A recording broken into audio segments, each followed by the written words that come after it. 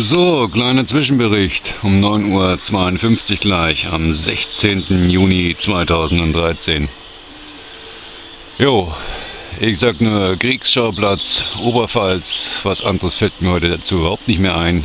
Ein Halo genauso wie gestern in dem Bereich. Wenn man die Streifen hier sieht, die sind geil. Und jetzt zeige ich euch mal, wie es so viel benannt wird, die Mutter aller Kondensstreifen gleich, was daraus entsteht.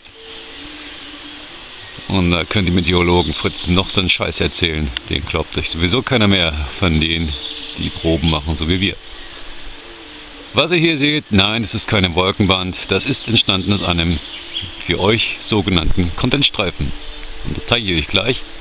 Wenn man die Linie mal verfolgt, kann man die Mittelspur erkennen, den dicken Streifen. Das ist der eine, der hier so rüber geht, so gebogen.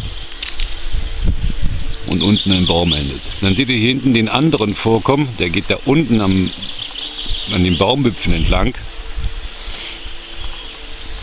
und fährt hier rüber und wird vom Wind Südwest oder West-Südwest hier rüber getrieben. Und da könnt ihr es dann sehen. Die zwei kreuzen sich dann, wie ihr seht, und sowas nenne ich dann die Mutter der Kondensstreifen. Unten die dicke, starke Linie, das ist der eigentliche Contrail oder Chemtrail, wie ihr das nennt, und von dem aus, inklusive der chemischen Substanzen, entsteht dann sowas. Wind geht hier nicht wirklich, nur ein ganz leichtes, laues Lüftchen. Und wenn wir gesehen haben, was heute Morgen abgeht, oh, ist da richtig nett.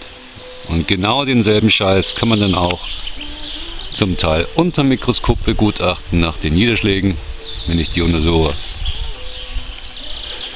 Ja, dann hat man 1:1 Mikrokosmos gleich Makrokosmos, so wie ich es euch vom 14. Juli bereits gezeigt habe. Nochmal im groben Übersicht. Da kreuzen sich die zwei. Das sind zwei verschiedene Substanzen. Das kann man auch sehen, wie sie sich ausbreiten tun. In welcher Art. Das sind zwei verschiedene Rubriken.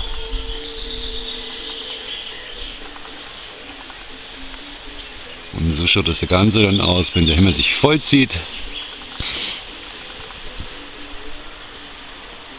Und hier massig Unfug betrieben wird.